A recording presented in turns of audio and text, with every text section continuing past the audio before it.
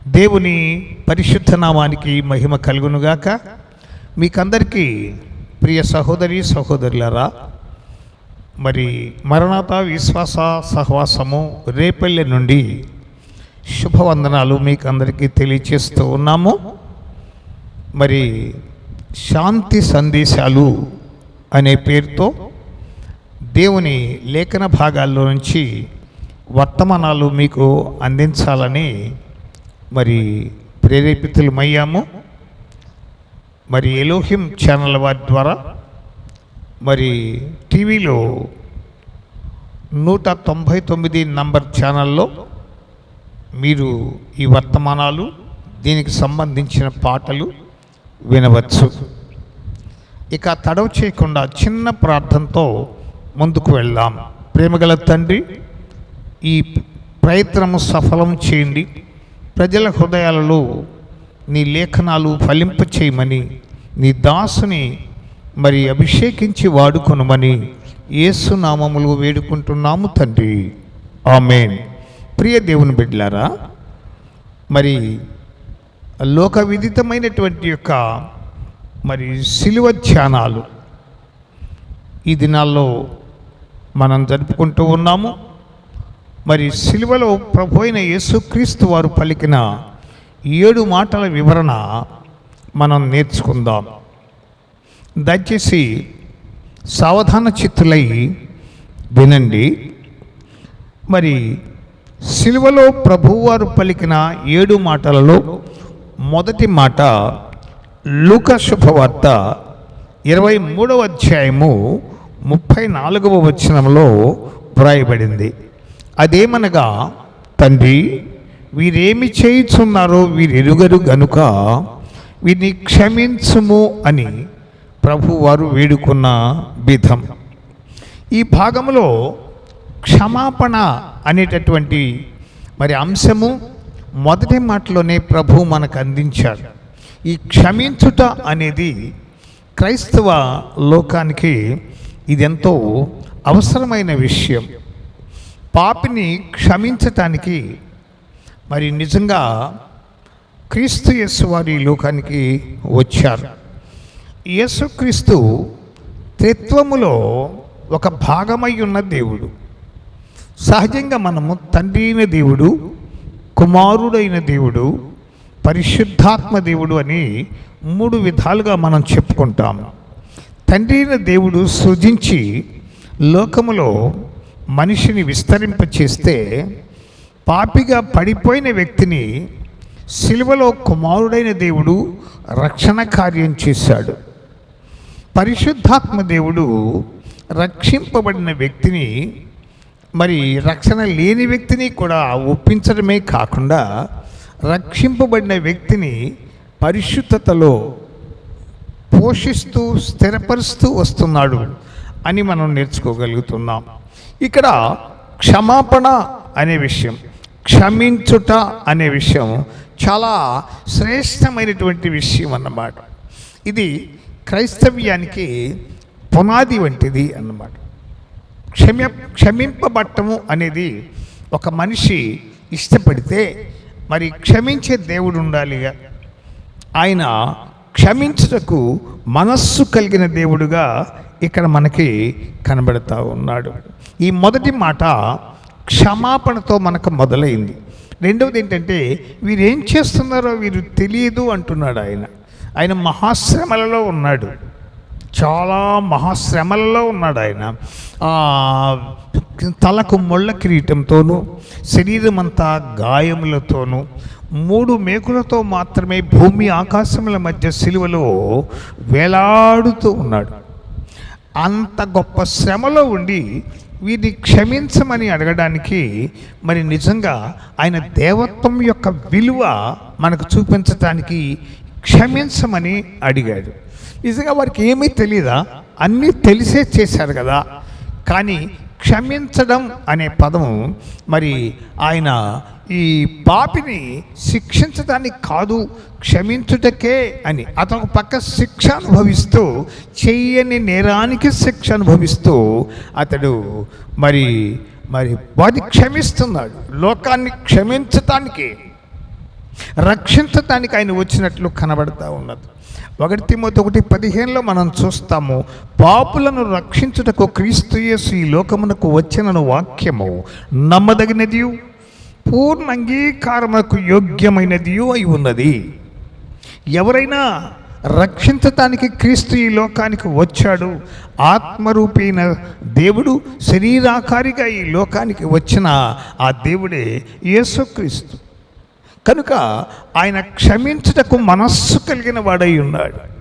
ఇది మన ఎవరు పాపిగా గుర్తించి దాన్ని విడిచిపెట్టడానికి ఇష్టపడతారో, క్షమాపణ కోరుకుంటారో, వారిని క్షమించుటకు మనస్సు కలిగిన దేవుడుగా క్రీస్తు ప్రభువారు మన ముందు కనబడుతూ ఉన్నాడు. ఇక్కడ ఒక విషయం మీతో చెప్తాను. లూకా శుభవార్త 7:47 మనం చూస్తే, పాపాత్మురాలైన స్త్రీని తీసుకుని వచ్చి ఆయన ముందు పడేశారు. ఆనాటి ఆ సమాజవాదులు వాళ్ళు, బోధకుడా, మరి ఈమె పాపము చేయిస్తూ ఉండగా పట్టబడింది, ఈమెను గూర్చి మా ధర్మశాస్త్రం రాళ్లతో కొట్టి చంపేయమంటుంది, నీవేమంటావు అని అంటే ఆయన అన్నాడు, మరి మీలో పాపం లేనివాడెవడో ముందు రాయి వేయండి, ధర్మశాస్త్రాన్ని అమలుపరచడంలో నేను అభ్యంతరపరచను, మరి మీరు చెప్పే ఏ మాటకైనా నేను తల వంచుతున్నాను, కానీ మరి శిక్ష విధించే వాళ్ళు పాపులు కానివారై ఉండాలి కదా. మీలో ఎవడైనా పాపం లేనివాడు ఉంటే రాయి ముందు వెయ్యండి అంటే వారి పాపాలన్నీ కింద నేల మీద రాస్తూ ఉన్నాడు ఆయన. ఆ రాయబడిన పాపాలు చూచి ప్రతివాడు ఎగిరిపడ్డాడు, అవన్నీ నా పాపాలే బాబోయ్, నేను రాయి వేయటానికి శిక్షించడానికి యోగ్యుని కాదు అని సరిపెట్టుకున్నారు. అందరూ సరిపెట్టుకున్నారు. చివరికి అక్కడికి వెళ్తే ఆయన, అమ్మా నీకెవరు శిక్ష విధింపలేదా అన్నాడు. లేదు ప్రభువా అని ఏడవడం మొదలుపెట్టింది ఆమె. విషయం ఏంటంటే ఆమె వ్యభిచారిణి. ఆమె దగ్గరకు వచ్చిన ఏ పురుషుడైనా తన అవయవ సౌష్ఠవాన్ని, అందచందాలను మరి అభివర్ణిస్తూ ఆమెను గూర్చి మరి ఏదో ఒక విధంగా మాట్లాడుతూ వాళ్ళు పైచాచిక ఆనందాన్ని పొందారు తప్ప వారు అమ్మా అని పిలిచిన ఒక పురుషుడు లేడు. ఆ స్త్రీని అమ్మా అని మొదటిసారి పిలిచిన వాడు ప్రభు. అప్పుడు ఆమె తల ఎత్తి చూసింది. అంతకుముందు ఏ పురుషుణ్ణి ఆమె శరీరాన్ని అప్పగించడం తప్ప తల ఎత్తి చూచేది కాదు. ఇప్పుడు క్రీస్తు ముఖారవిందంలోనికి ఎప్పుడైతే చూచిందో ఆయన ఫేస్ వర్సెస్లో ఉన్నటువంటి యొక్క ఆ స్పిరిచువల్ రైజెస్, ఆ పవిత్రమైన కిరణాలు ఆమె గుండెను తాకాయి. లేదు ప్రభువా, ఇప్పుడు నీవు శిక్ష విధించినా నేను సిద్ధంగా ఉన్నాను అని చెప్పింది. ఆయన అంటాడు, నేనును నీకు శిక్ష విధింపను, శిక్షించడానికి నేను రాలేదు, ఇక నువ్వు పాపము చేయకుమని చెప్పాను. చూచారా, పాప క్షమాపణ నిమిత్తమై వచ్చిన యేసును గురించి ఇక్కడ మనం స్పష్టంగా తెలుసుకుంటూ ఉన్నామన్నమాట. వీరేమి చేయుచున్నారో వీరు ఎరుగరు కనుక వీరిని క్షమించు అని మరి దేవునికి విజ్ఞాపనలు చేసినటువంటి యొక్క మరి నిజమైన దేవత్వపు గుణలక్షణములు, విలువలు కలిగిన దేవుడు యేసుక్రీస్తు. హల్లెలూయా. ప్రియ దేవుని బిడ్డలారా, రెండవదిగా మనం చూసినట్లయితే ఇక్కడ మార్కు శుభవార్త 2:10 మనం చూసినట్లయితే మరి పక్షవాయు రోగిని కొందరు మరి మోసుకొని తెచ్చి ఆయన ముందు పెట్టారు.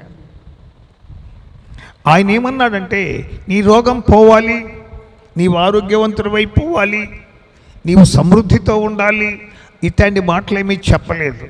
మనం ఏంటంటే ఓ మనిషి అవసరతలో వచ్చినప్పుడు అతనికి మేలు కలగటానికి సంబంధితమైనటువంటి మాటలు మనం వాడుతూ ఉంటాం. కానీ ప్రభు అన్నారు, ఇదిగో నీ పాపములు క్షమింపబడి ఉన్నవి అని అన్నాడు. అంటే ఆ వ్యక్తి యొక్క వ్యాధి, అతను అనుభవిస్తున్న శ్రమ తన పాప సంబంధమైంది అనేది పరోక్షంగా చెప్పాడు.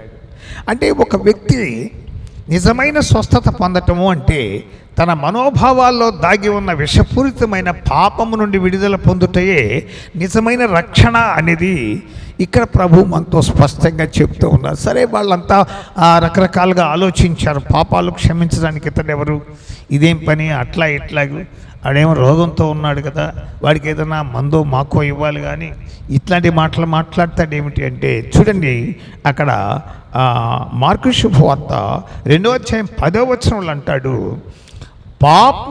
పాపములను క్షమించుటకు భూమి మీద మనుష్య కుమారునికి అధికారము కలదని చెప్పాను. ఇతడు పాపములు క్షమించుటకు ఇష్టమైన వాడు, క్షమించుటకు మనస్సు కలిగిన వాడు మాత్రమే కాదు, పాపములు క్షమించుటకు అధికారము పొందిన దేవుడై ఉన్నాడు. స్తోత్రం. అందుకని పౌలకు చోట అంటాడు, దేవత్వం యొక్క సర్వ పరిపూర్ణత క్రీస్తులో మూర్తిభవింపబడింది. స్తోత్రం. ప్రియ దేవుని బిడ్డలారా, ఇది చాలా ముఖ్యమైన మాట. ఇది మొదటి మాట అన్నమాట, క్షమించుట. క్షమాపణ సిలువలో మొదటి మాట. ఎందుకంటే ఆయన మనలను క్షమించాడు కనుక మనమును ఇతరులను క్షమింపబద్ధులమై ఉన్నాము. ఈ క్షమాపణలో నెమ్మది, సమాధానము, మరి చక్కటి స్నేహభావము, ఐక్యతా భావము మనకు కలుస్తుంది. ఏ జాతి, ఏ జిల్లా, ఏ దేశము, ఏ ప్రాంతీయుడు, ఏ పార్టీ, ఏ ఉద్యమంలో నిమగ్నమైన వాడైనా ఒకచోట కూర్చుని జీవము గల దేవుణ్ణి ఐక్యతతో ఆరాధించే భావం క్షమాపణలో నుంచే వస్తుంది. కనుక క్షమాపణ చాలా శ్రేష్టమైనది. జార్ చక్రవర్తులు రష్యా దేశాన్ని పరిపాలిస్తున్నప్పుడు ఒక అధికారి చాలా డబ్బు వాడేసుకున్నాడు. లెక్క చూసుకుంటే రాజు వస్తానన్నాడు. అప్పటికి నికోలస్ అనే చక్రవర్తి రష్యాను పరిపాలిస్తున్నాడు. రేపు నేను వస్తున్నాను లెక్కలు చెప్పాలని చెప్తే సంబంధితమైన వాళ్ళు చాటింపు వేశారు. ఆ రాత్రి నిద్ర లేకుండా లెక్క చూసుకుంటే అతను కొన్ని లక్షల అప్పు పడ్డాడు, దుర్వినియోగం చేశాడు. ఆ రాత్రి అంతా లెక్క చూసుకున్నాడు, తుపాకీ లోడ్ చేసుకున్నాడు, పక్కన రాసుకున్నాడు, పెద్ద మొత్తము, ఓ 50 లక్షలు అనుకుందాము, ఇంత పెద్ద మొత్తమును ఎవరు చెల్లిస్తారు అని రాసుకుని కలత నిద్రలో తల టేబుల్ మీద పెట్టి నిద్రపోయాడు. అర్ధరాత్రి వేగు చూడటానికి వచ్చాడు నికోలస్. ఏమిటి, మిడ్-నైట్ దీపం వెలుగుతోంది, ఎవరు? వచ్చి చూస్తే కలత నిద్రలో మరి మెలకువ లేకుండా ఉన్న ఇతడు వేసి చూశాడు. చిన్న లాంతర వెలుతులో చూస్తే ఇంత గొప్ప పెద్ద మొత్తాన్ని ఎవరు క్షమిస్తారు, ఎవరు చెల్లిస్తారు అంటే అప్పుడు తన జేబులోంచి రెడ్ పెన్ తీసి కింద నికోలస్ అని రాసి వెళ్ళిపోయాడు. ఇతను తెల్లవారుజామున మేల్కొని చూస్తే మరొకసారి తన లెక్కల వైపు చూసి ఇంత గొప్ప రుణమును ఎవరు చెల్లిస్తారు అనే దాని కింద నికోలస్ అనేటటువంటి ఆ పేరు ఆ దేశపు రాజు సంతకం చూసి ఆశ్చర్యపోయి అప్పుడే బయలుదేరి వెళ్ళి రాజుగారి కాళ్ళ మీద పడ్డాడు. అయ్యా, ఇది నిజమా? అవును, నాకిష్టం. నువ్వు చేసిన దుర్వినియోగం, నువ్వు చేసిన పాపం, నీ అతిక్రమం, నీ అహంభావం, గర్భిష్ఠితనం, నీ లెక్కలేనితనాన్ని క్షమించడానికి నేను ఇష్టపడుతున్నాను. అందుకని నీ రుణాన్ని నేను చెల్లించాను, ఇక మీదట నమ్మకంగా ఉండు అని చెప్పినందువల్ల అతడు క్షమింపబడ్డాడు. యేసుక్రీస్తు ఏ పాపినైనా క్షమించుటకు మనస్సు కలిగిన వాడు కనుక మొదటి మాట క్షమాపణ. రెండవ మాటలోకి వెళ్తాను. లూకా శుభవార్త 23వ అధ్యాయము 43వ వచనంలో మనము చూసినట్లయితే అక్కడ అంటాడు, అక్కడ తన పక్కన వేయబడిన 2 భయంకరమైన గజి దొంగలు ఉన్నారు. వ్రాయబడిన మాట ఏంటంటే, అక్కడ జరిగిన సంభవం ఏంటంటే, ఈ 2 దొంగలు కూడా కలిసి చాలా హత్యలు, దోపిడీలు చేసిన వారు. ఎంతో డబ్బు, బంగారం దోచుకొని పంచుకొని చాలా సంతోషపడినటువంటి వారు. ఓ సందర్భంలో ఓ పసిపిల్ల తల్లి ఆ పక్కలో బిడ్డను పెట్టుకొని పడుకున్నప్పుడు వీరు గోడ దూకి వెళ్ళి కత్తి చూపించారంట. ఆమె మౌనంగా ఉంది. ఆమె బీరువా తెరిచి డబ్బంతా ఇచ్చేసింది, నగలిచ్చింది. పసిబిడ్డ మరి ఆ వ్రేలికి ఉన్నటువంటి ఆ ఉంగరాలు ఉన్నాయి, మరి అన్నప్రాసనకు పెట్టినటువంటి బంధువుల ఉంగరాల మీద కళ్ళు పడి అవి తీసేయమంటే తీస్తున్నాను కానీ రావటం లేదయ్యా, పసిబిడ్డ వదిలేయమని బతిమలాడితే చాకుతో పసిబిడ్డ వేలు కోసి ఉంగరాన్ని తీసుకుని పడేసి వెళ్ళిన కఠిన చిత్తులు వీళ్ళిద్దరూ కూడా. అయితే యేసు పక్కకు వెళ్ళినప్పుడు ఒక వ్యక్తి కఠినంగా వ్యవహరించాడు. నిన్ను నువ్వు రక్షించుకో, మమ్మల్ని కూడా రక్షించుకోమన్నాడు. కానీ అతను ఏమన్నాడంటే, అతనితో ఉన్న చిరకాలపు సుమారు ఒక 30 సంవత్సరాల చెడ్డ సహవాసాన్ని వదిలేసి దాన్ని తెగతింపులు చేసుకుని ఇతడు వ్యక్తిగతంగా దేవునికి సమర్పించుకుంటూ ఉన్నాడు. యేసు, నీ రాజ్యంలో నన్ను కూడా జ్ఞాపకం చేసుకోగలవా అని అడిగాడు. చూడండి, నిన్నగాక మొన్న చెరసాలలో వేయబడ్డాడు. ఈరోజు సిలువలో యేసు పక్కన సిలువ వేయబడ్డాడు. మరి ఇక్కడ ప్రభువు యొక్క క్షమాపణ చేత అతను పరదేశంలోకి వెళ్ళిపోతున్నాడు. ఇతని విషయం చూస్తే చాలా క్విక్గా జరిగింది. ఇది క్విక్ ప్రమోషన్ లాగా అనిపిస్తుంది. పక్కమటాడు ఈ అవకాశాన్ని పోగొట్టుకున్నాడు. ఇది ఎలా జరిగింది? ఇతను ఎలా చేయగలిగాడు అంటే, ముందుగా సిలువలో చెప్పిన క్షమించు అనే పదం ఉందే, అతని గుండెల్లో సోలమై గుచ్చుకుని ఇతన్ని గరగరా కరిగించి పశ్చాత్తాప్తుణ్ణి చేసింది.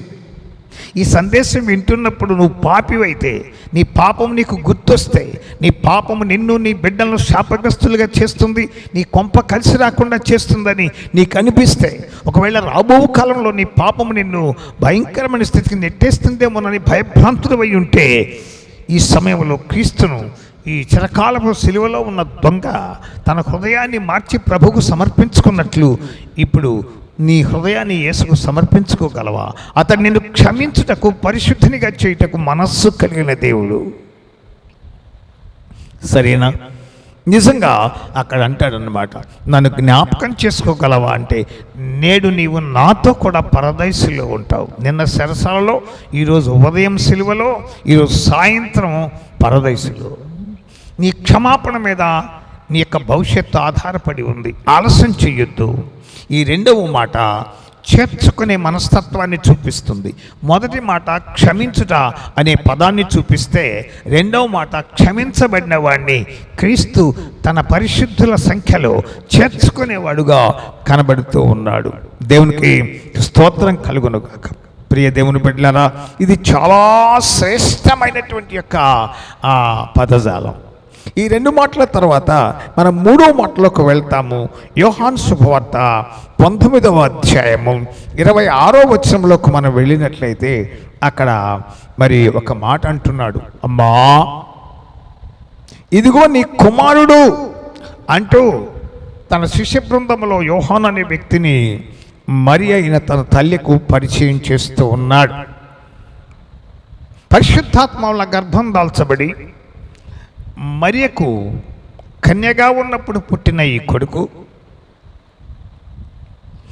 తరువాత భార్యాభర్తల బంధము చేత, సంబంధ బాంధవ్యం చేత పుట్టినటువంటి పిల్లలు వేరే ఉండగా, ఇతడు ప్రథమముగా పుట్టిన కుమారుడైనందున ఇతని యొక్క జన్మకు ఆమె గర్భమును తెరగా ఈ భూలోకములో ఆమె అమ్మగా ఇచ్చినందున ఇతడు కృతజ్ఞత కలిగి ఉన్నాడు. నిజంగా చూస్తే ఇతడు యోహాను శుభవార్త 2వ అధ్యాయంలో చూస్తే, నీతో నాకేం పనమ్మా అని చెప్పినటువంటి ఈ యొక్క ప్రభువు ఇక్కడ అంటున్నాడు, ఇదిగో అమ్మా నీ కొడుకు అంటూ తనకు బదులుగా ఒక కుమారుని ఆ తల్లికి అప్పగిస్తూ ఉన్నాడు. అప్పటికే యోసేపు, మరియ భర్త అయిన యోసేపు మరణించినందున అతనికి ఆదరణగా ఒక ప్రత్యేకమైనటువంటి బాధ్యతను అతడు స్వీకరిస్తూ ఉన్నాడు. ఒక కుమారుడు, తల్లిదండ్రుల గర్భములో పుట్టిన ఒక కుమారుడు తల్లిదండ్రుల పట్ల వ్యవహరించాల్సిన బాధ్యతను ప్రాక్టికల్గా యేసు చేసి చూపిస్తున్నాడు. సిలువ మరణ సమయములో కూడా. దేవుని బిడ్డలారా, బాధ్యతాయుతంగా మనం ప్రవర్తిస్తాం. చాలా మార్లు మనం చెప్పుకుంటున్నాం, మన బ్రతుకులో డిసిప్లైన్, క్రమశిక్షణ, మన బ్రతుకులో యూనిటీ, ఐక్యతగా బ్రతకడం, మన బ్రతుకులో ఒబీడియంట్, విధేయులమై బ్రతకడం, మన బ్రతుకులో రెస్పాన్సిబిలిటీ, బాధ్యతాయుతంగా బ్రతకడం. క్రీస్తు సిలువలో 3వ మాట ఈ సామాజిక వ్యవస్థలో ప్రతి మనిషి యొక్క బాధ్యతను గుర్తు చేస్తుంది. అమ్మా ఇదిగో నీ కుమారుడు. సహోదరుడా, ఇక మీదట ఈమె నీ తల్లి అంటూ తెంపులేని అభేద్యమైన తండ్రి బిడ్డల బంధాన్ని, తల్లి బిడ్డల బంధాన్ని ఇక్కడ చేసి చూపిస్తున్నాడు ప్రభు అయిన యేసుక్రీస్తు వారు. ప్రియ దేవుని బిడ్డలారా, మనం వరుసగా చూసినట్లయితే ఆయన 1 యోహాను పత్రిక 1వ అధ్యాయం 9వ వచనం ప్రకారం మన పాపములను మనమే ఒప్పుకొని ఎడల ఆయన నమ్మదగిన వాడు నీతిమంతుడును గనుక మన సమస్త పాపములను క్షమించి దుర్నీతి నుండి మనలను పవిత్రులుగా చేసి తన కుమారులుగా కుమార్తెలుగా స్వీకరిస్తాడు. బాధ్యతాయుతంగా మనం వ్యవహరించమని దేవుడు మనకు తెలియచేస్తూ ఉన్నాడు. ప్రియ దేవుని బిడ్డలారా, ఇక్కడ అద్భుతమైన మాటను మనము తీసుకోగలుగుతూ ఉన్నాం. ఎందుకంటే ఇప్పుడు నీతో నాకేం పని అంటలేదు, కుమారుడు యొక్క బాధ్యతను ఇక్కడ తెలియచేస్తూ ఉన్నాడు. కుమారుడు చేసేటటువంటి అద్భుతమైనటువంటి యొక్క పనులలో ఒకటి తల్లిదండ్రుల పట్ల ప్రేమ కలిగి బాధ్యతాయుతంగా వ్యవహరించుట. దేవుడు మిమ్మల్ని దీవిస్తాడు. మొదటిది క్షమించుట. ఎందుకంటే ఆయన మనలను క్షమించాడు కనుక మనం నిలబడ్డాం. రెండవది ఆయన మనలను చేర్చుకున్నాడు కనుక మనము స్థిరంగా ఉన్నాం. మూడవ మాట ఏమిటంటే, ప్రియ దేవుని బిడ్డలారా, అద్భుతమైనటువంటి మాట.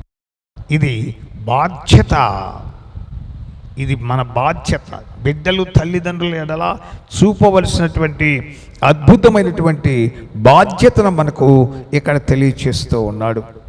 దేవునికి స్తోత్రం చెల్లిద్దాం. ప్రియ దేవుని బిడ్డలారా, ఇక్కడ మనం తెలుసుకోవాల్సింది ఏమిటి అని అంటే, ఇక్కడ చెప్పాను ముందే, యోసేపు మరణించి ఉన్నాడు. మిగతా వాళ్ళు మరి ఆయన పట్టించుకునే సంగతి తర్వాత తనకు కుమారుడుగా ఈ బాధ్యతను నిర్వహిస్తూ ఉన్నాడు అన్నమాట. అమ్మా, ఇదిగో నీ కుమారుడు. చెప్పగలవా? నువ్వు చెప్పగలవా? జీవము గల దేవుని నామములో మరి నీ బాధ్యతను నీ తల్లి పట్ల నీ తండ్రి పట్ల నెరవేర్చడంలో మరి నీకు దేవుడు చూపుతున్న మాదిరి నీలో నుంచి కావాలి. నీ ఒక రోల్ మోడల్ కావాలని ప్రభు కోరుతా ఉన్నాడు. ఇప్పుడు ఆచారబద్ధంగా మనం ఏదో ఒకటి చేసి భక్తి చేసి మనకిష్టమైన రీతిగా మన శక్తి కొలది భక్తి చేసి తృప్తి పడతాం కాదు. ఎలా చేస్తే దేవుడు తృప్తి పడతాడో ఆలోచించి చేయటంలో అర్థం అందం ఉంది కదా.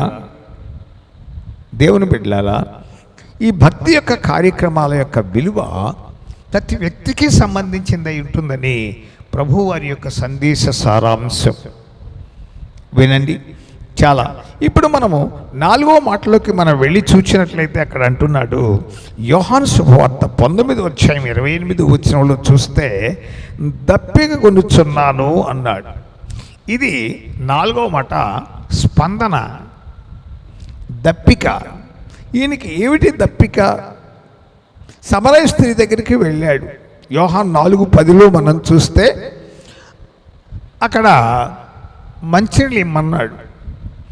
ఆమె ఏం చేసిందంటే క్యాస్ట్ ఫీలింగ్ తీసుకొచ్చింది. యూదులు యూదేతరులను తక్కువగా చూస్తారు. యూదులు తాము దేవుని పిల్లలమని, మిగతా వాళ్ళంతా కుక్క పిల్లలని చెప్తే ఆనాటి సామాజిక వ్యవస్థలో అన్ని జాతుల వాళ్ళు ఆమోదించేవాళ్ళు. అంటే యూదులు రాజజాతిగా ఉండేవాళ్ళు, అగ్రగామి జాతిగా ఉండేవాళ్ళు. ఇక్కడ ఒక అద్భుతమైనటువంటి పని జరిగింది. మీరు యూదులు కదా, సమరయులమైన అంటే అంటరాని వాళ్ళమైనటువంటి మేము మంచినీళ్ళు ఇస్తే ఎలా తాగుతారండి అని అడిగింది. ఆయన అంటాడు అక్కడ ఒక అద్భుతమైన మాట. ఏమంటాడంటే, నిన్ను దాహం అడిగేది ఎవరో తెలిస్తే ఆయన నువ్వే దాహం అడుగుతావు. ఆయన ఈ దాహం కాదు కానీ జీవజలాన్ని ఇస్తాడు అని చెప్పి అన్నాడు ఆయన. ఆమె అప్పటికి కూడా తెలిసి తెలియని స్థితిలో అంది, అయ్యా మరి అట్టడి నీళ్ళు నాకు కావాలి. నేనేమో పొద్దున్నే వచ్చి ఉదయం 5 నుంచి 6 నుంచి 8 గంటల లోపే నీళ్లు తెచ్చుకునే సామాజిక వ్యవస్థలో ఉన్న వాళ్ళతో పాటు నేను నీళ్ళు తెచ్చుకోలేను.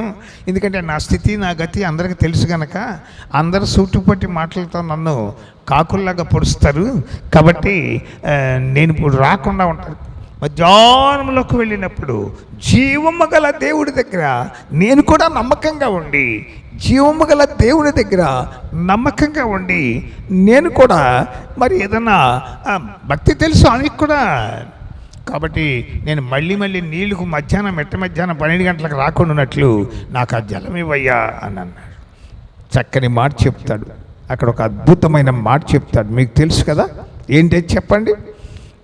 యోహాను శుభవార్త 7:38 అంట, నా యందు విశ్వాసముంచు వాని కడుపులో నుండి జీవజలం నదులు పారును అంటాడు. దేవుని ప్రజలారా, 4 మాటలే ఈ ఎపిసోడ్లో మీకు చెప్పగలిగాను. నెక్స్ట్ ఎపిసోడ్లో 3 మాటలు చెప్తాను. మొదటిది క్షమాపణ, రెండవది చేర్చుకొనుట, మూడవది బాధ్యత, 4వది స్పందన. మీరు జ్ఞాపకం చేసుకోండి, ప్రభు చెప్తూ ఉన్నాడు, ఆమె అక్కడి నుంచి వెళ్ళి నాకు చేసిన నా పాప సంబంధమైన క్రియలని చెప్పిన వాడిని నేను చూచాను రండి అని ఊరుకు భయపడి ఆమె ఊరు మొత్తాన్ని యేసు పాదాల దగ్గరికి నడిపించిన అనుభవం, యేసుతో సహవాసం. జ్ఞాపకం చేసుకోండి, ఆయన జీవజల ఓట ఆయన ఇస్తాడు. మీరు జ్ఞాపకం చేసుకోండి, లోకములో ఎంత ఉన్నా దప్పికి తీరట్లేదా? ఎంత సొమ్మున్నా దాహార్తి తీరట్లేదా? ఇంకా సంపాదన సొమ్ము ఏది అనుభవించినా, ఎంతమందితో సుఖాన్ని అనుభవించినా, లోకములో అనుభవించినా, ఏది తిన్నా, ఎంత ఉన్నా మరి తృప్తి లేని జీవితాన్ని నువ్వు జీవిస్తూ ఉన్నావా? రా, క్రీస్తు నీకు జీవజలముల ఓటగా ఉన్నాడు. నీ కడుపులో ఉండే జీవజల ఓటను ప్రవహింపచేసేటటువంటి శక్తి గల దేవుడు ఇక్కడ ఉన్నాడు. మరి నీకు తెలుసా, నేను ప్రార్థన చేయబోతున్నాను. ఈ 4 మాటల వివరణ సెలవులు ముందు గుర్తు చేసుకో. నెక్స్ట్ 3 మాటల వివరణ నేను తర్వాత నీకు చెప్పబోతున్నాను. తర్వాత తెలుసుకోండి, ఇవి జాగ్రత్తగా వినండి. మరి ఎలోహిం అనే 199వ నంబర్ ఛానల్లో మన టీవీలో మీరు అన్ని వేళల్లో చూడొచ్చు. ముఖ్యంగా మన ప్రోగ్రాము ఉదయం 8:30 నుంచి 9 గంటల వరకు వస్తుంది. శాంతి సందేశాలు అనే ఈ భాగము మరి రేపల్లి మరణాత విశ్వాస సహవాసం నుంచి మరి మీకు అందించబడుతుంది. మరి ఇది అందిస్తున్న దైవదాసులు మీరు బాగా ఎరిగిన మరి నా పేరు గుట్టిపాటి యేసుదాసు. కాబట్టి ఈ పరిచర్యను మీరు జ్ఞాపకం చేసుకోండి. ప్రతి ఆదివారం ఉదయం 10 గంటలకు ఇక్కడ ఆరాధన జరుగుతుంది. ఎవరైనా దేవుని గురించి తెలుసుకోవాలి అనుకున్నట్లయితే తప్పకుండా వచ్చి పాల్గొనండి. జీవం గల దేవుడు మిమ్మలను బహుగా ఆశీర్వదించి వర్ధిల్ల చేయునుగాక. ప్రార్థన చేస్తాను.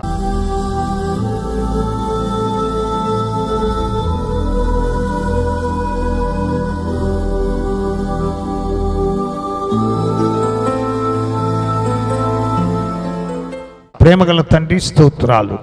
ఈ సిలువలోని 7 మాటల వివరణలో మొదటి 4 మాటలు అందించడం జరిగింది. క్లుప్తంగా విన్న బిడ్డల హృదయాల్లో ఫలింప చేయండి. యేసుక్రీస్తు నామములో వేడుకుంటూ ప్రార్థన చేస్తున్నాము తండ్రి. ఆమేన్.